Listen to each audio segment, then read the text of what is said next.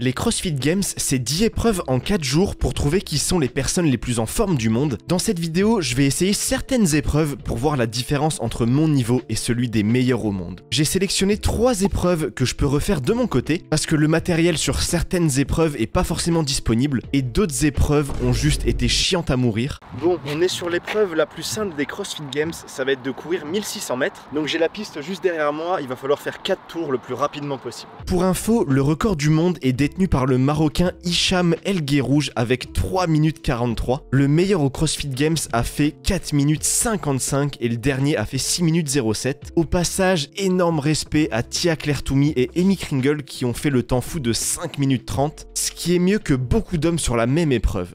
Bon allez, ça va être le moment de se lancer. J'aimerais bien faire moins de 5 minutes 30.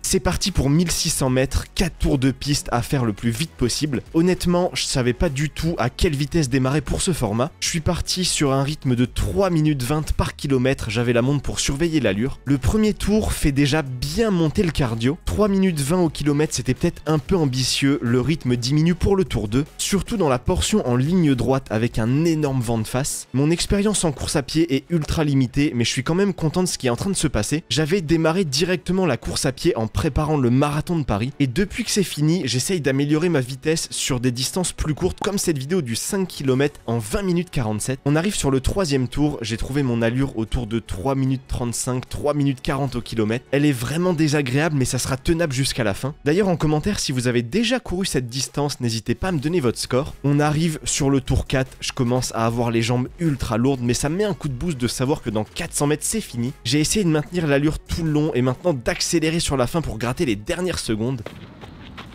Waouh, oh, c'était abominable. J'ai fait 5,48, un peu plus que ce que j'imaginais, mais moi je suis quand même content.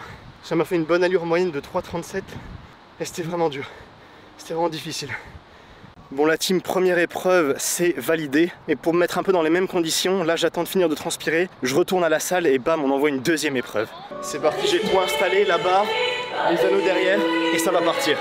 Cette épreuve, c'est un format très simple qui avait déjà été vu en 2017 à l'époque de Matt Fraser, et on doit finir le tout avant la fin des 13 minutes. J'avoue que je pars ultra ambitieux dessus avec directement les 13 premiers muscle-up sans aucune coupure, mais je me sentais bien frais sur cette première série, à savoir qu'au total, quand tu fais la somme, il y a 45 muscle-up à faire et aussi 45 snatch. Ce circuit, en plus, je le fais accompagner de Jason, c'est un excellent crossfitter qui est environ dans le top 30 en France. Vous l'avez d'ailleurs déjà vu dans cette vidéo, on avait fait une compétition ensemble. Le premier snatch après les muscle-up, il est abominable. J'avoue que je me suis fait surprendre, mon corps était pas prêt. La barre me paraît vraiment lourde avec le grip qui est déjà bien fatigué. Alors que pour Matt Fraser, avec son max à 140, il doit à peine sentir la barre. On arrive sur les derniers squat snatch du tour des 13. J'ai essayé d'avoir un rythme régulier, mais autant de reps, je suis déjà éclaté. Pour les anneaux, série des 11, je vais partir sur 4-3-3 pour faire ce tour. Un truc difficile à gérer aussi, c'est la chaleur, on transpire beaucoup et ça glisse sur les anneaux. Là, à ce moment, Jason a déjà une petite avance sur moi. Le tour des 11 squat snatch, je commence vraiment à le subir. Le rythme est largement moins rapide qu'avant. Chaque répétition, ça me prend tellement d'énergie. À ce moment-là, tu te rends compte que le rythme des top athlètes est monstrueux. Le meilleur avait fini le circuit en 8 minutes 01 et le moins bon entre guillemets en 11 minutes. Là, cette épreuve, c'est clairement pas mon niveau, je me fais découper. On reprend les tours des 9 aux anneaux, j'ai déjà les épaules atomisées, mais je vais essayer de faire 5 répétitions. On prend une petite pause et finir les 4 qui restent.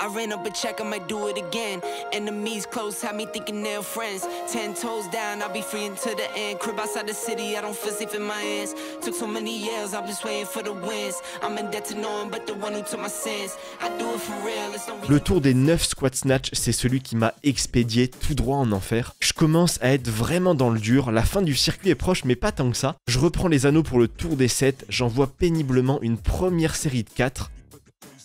Et ensuite après une petite pause, une autre série de 3.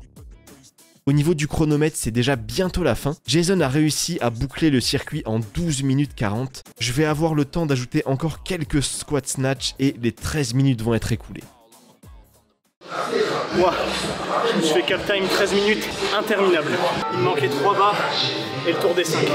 Cette année, ils n'ont finalement pas fait circuit car il y a eu un grave accident la première journée et des épreuves dont celle-ci a été annulée. Les 2 premières épreuves sont terminées, je vais pouvoir m'attaquer à la 3e. Un sprint vraiment douloureux, 3 tours d'éco-bike avec 15 calories et 11 burpees over the barricade. J'ai installé un parcours qui imite celui des CrossFit Games. Allez, c'est parti, dernier circuit de la vidéo. Je viens de tout installer pour refaire quasiment comme c'était aux Games. Là, c'est circuit full sprint. Je pense qu'on va se mettre un petit peu dans le mal. Et objectif, faut le finir en 24 minutes. Les meilleurs, ils étaient entre 2,30 et 3 minutes. Allez, dernière épreuve de la vidéo, celle-ci va être méga douloureuse, que du cardio, faut accepter de souffrir et vite s'en débarrasser de ce circuit. Le premier éco-bike, ça a été, c'est que le début, on passe aux burpees directement, je dois en faire 11 et ensuite avancer. C'est pas mon point fort ce mouvement, mais je l'ai bien travaillé récemment et ça va mieux. Notez la qualité sur 10 du mouvement en commentaire. Direct après les burpees, je relance l'éco-bike sans perdre de temps pour encore 15 calories. La grosse différence avec les athlètes des Games, c'est que c'est des monstres bien plus costauds que moi, et sur des machines comme l'éco-bike, ils arrivent le pousser bien plus fort. On retourne à nouveau sur les burpees. Là déjà sur ce tour, sans vous mentir, je serre les dents. Les jambes deviennent ultra raides et assez lourdes, mais le rythme reste bon, c'est le principal. Ensuite, c'est la dernière fois que je vais toucher l'éco-bike. J'ai pas mal perdu en puissance par rapport au premier tour, je suis vraiment sec. À ce moment-là, je serre les dents, je me dis que dans les 1 minute, ça sera fini. Et place aux derniers burpees, c'est le moment de poser le cerveau et de les envoyer. Wow. 3 minutes 41. Oh, ça pique dans les jambes. Tu te prends un petit bain d'acide lactique. Je suis content d'avoir fait en moins de 4, mais oh, ça fait mal.